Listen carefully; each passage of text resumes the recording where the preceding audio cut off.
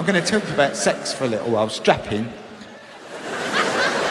Isn't it funny now? Sex, everyone's fucking gone sex mad, haven't they? Every time are you having the best sex? Are you having the longest sex? Are you having the fucking hardest sex? Woo! I blame pornography. Consumption of pornography. It's got out of hand. You couldn't get it in the 70s. You couldn't get it. It was illegal. Men had to go to a dirty cinema, didn't they? They got a Mac and cut the pockets out of it. And they used to have a pair of trousers that they cut the top bit off and just tied it above their knees. You're thinking he knows a lot about this, doesn't he? But no, they were called the Dirty Mac Brigade, and they'd go in the cinema, right, and put their hands in their pockets. They'd see like a manual 2 or something, have a proper polish.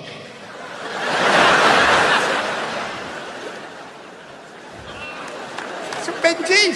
I'm giving it to you in the street here, people. And you get to the 80s. Sadly, much more common pornography because you had people sort of... We got the video recorder turned up, didn't it? And suddenly you could get a film. Every factory, every warehouse had a bit of a nonce in it. Geezer who reproduced them. In our factory, it was a geezer called Colin the Polisher. He'd come up and go, I've got some films, Mick, for the weekend, got some films. They're blinding. They're from the continent. He only had 3 teeth. Fuck me. Mahogany, yew and dark oak. And use them as a colour chart. Do you want the mahogany, the dark oak? He was a proper nonce. Do you want a film for the weekend? And what you did was you got the film for the weekend, £3, something like that, and you took it home and you plied the wife with Martini the Bianco. Right? And then about 10, 11, you went, I've got a film in work, babe. I don't know if you fancy watching it. I've got it in work. It might be good, worth watching. You put the film on, suddenly you're watching a man with a huge donger go on for hours. And you're thinking, this might have backfired a little bit. This is not natural, babe, is it? The way that man's shaping up, I don't think it's very well. Let's cut to the present day. Pornography consumed all day long by people. Hardcore pornography, horrible pornography, aggressive pornography. It's reached the point where when teenagers have sex for the first time, they try and strangle each other. Is this it? I thought it was going to be more fun than this. And they call it puppy love.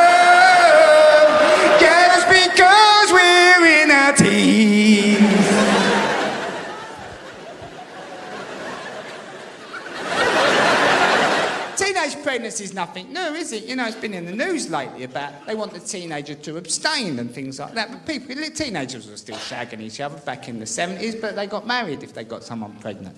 You met your mate down the pub and said, oh, you know that Tracy? You know, I told you I fucked her. She's having a baby. You go, oh, well, that's you finished then, isn't it? Do you want a game of pool?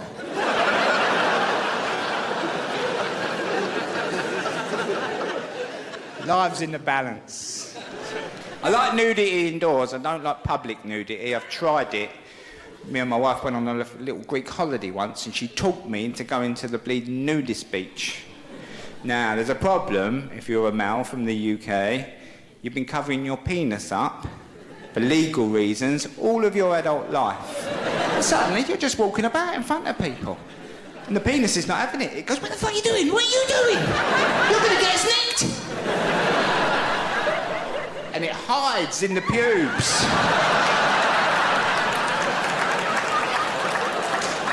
And suddenly you're standing there with a vagina. This is nice.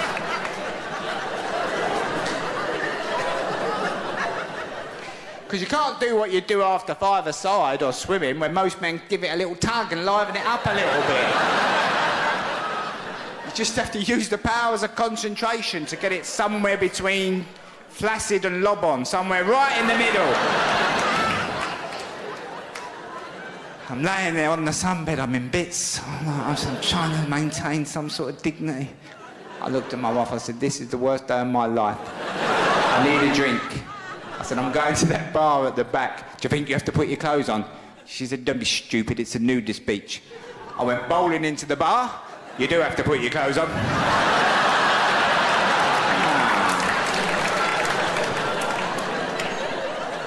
Never has a lager taken so long to pour. Slow realisation that everyone else has got their clothes on.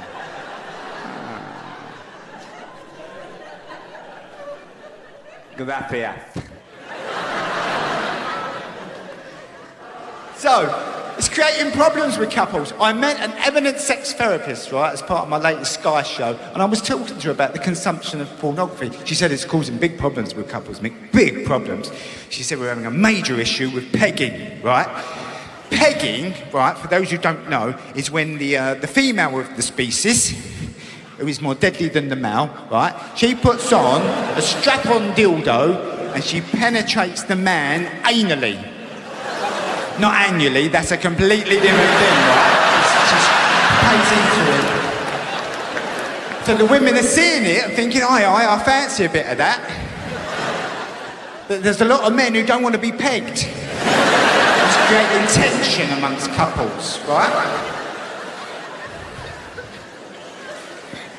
So I said to the sex therapist, she's top of her game, she does TED Talks, she knows what she's talking about.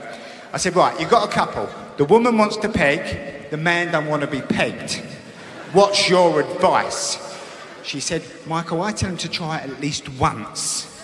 I said, well, how does this help? So she said, it's good for the man, because the first time in his sexual life, he has to partake in an act that he's not particularly keen on, yet has to show some level of appreciation for. I thought, right, I'm getting it. Right on, sister. I said, but given that the dildo is rubberised and has no sensation, what's really going on here? She said, Michael, this is about control, power, but ultimately, revenge. I said, revenge? She said, yes. I said, revenge for what? She said, I believe this is revenge for the facial, right?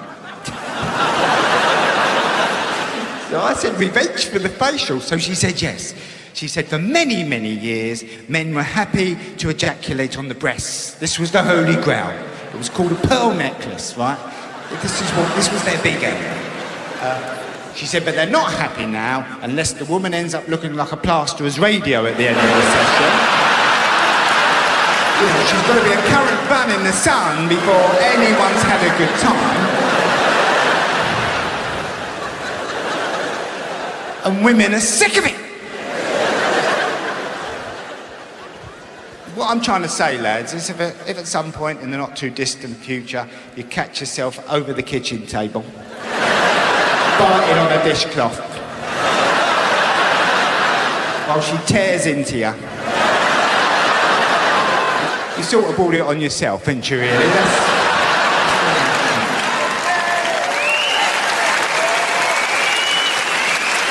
So, I thought I'd do that bit at the next Royal Variety performance. What do you think? Yeah?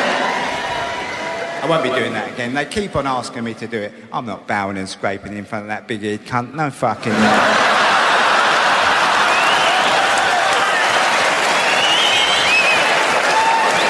Here's a counter-voiced royal family. Fuck off the lot of you. Get a job. Were you out or were you out?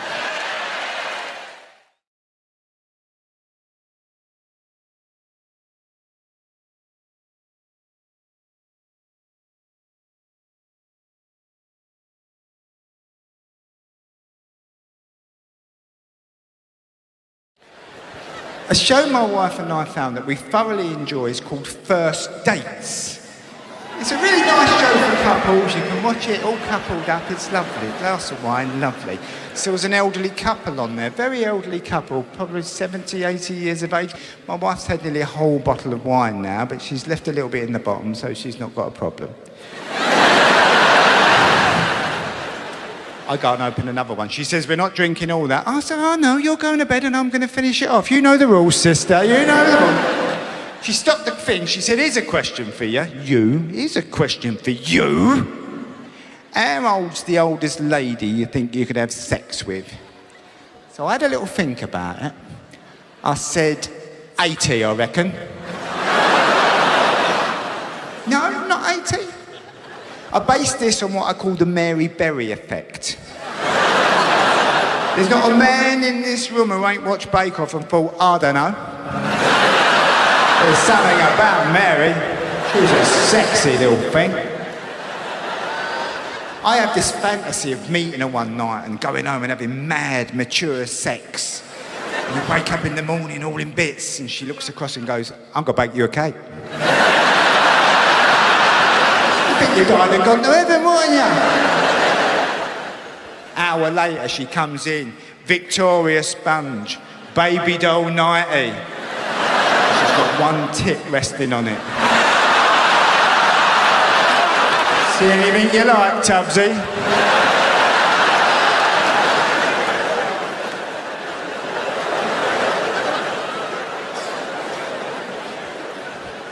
I threw it back to my wife. I said, how old's the oldest man you think you could have sex with? She said, about 60, I reckon. I said, that seems a bit young, babe. What's the problem after 60? She said, I'd worry they might smell. I said, that's a nice thing to say to me, innit, given that I'm 54. You saying I'm going to stink too much to have sex with him. So she said, I'm not saying you will smell. She said, I think you might smell. There's a difference.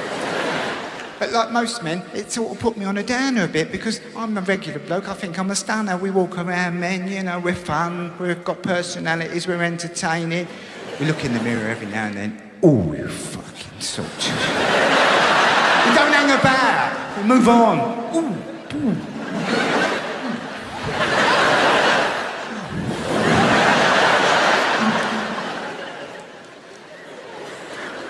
Every 10 years or so, you get out the bath, you think, let's have a look what's going on now.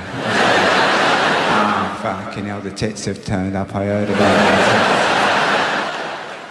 Your stomach pops out in your 40s, it ain't going back. You can ride your bike around the world, it ain't going back, all right? Get over it. The worst one, though, is when you look down and now your testicles are so much lower than your penis. It's terrifying. Even the testicles are panicking. They're looking up, penis! What's happening? We used to be a team, man! Are you coming with us, penis? Penis is like that. No, I'm not. I'm going the other way, if anything. I'm going under this shelf that's appeared over my head. You may never see me again. Were you out or were you out?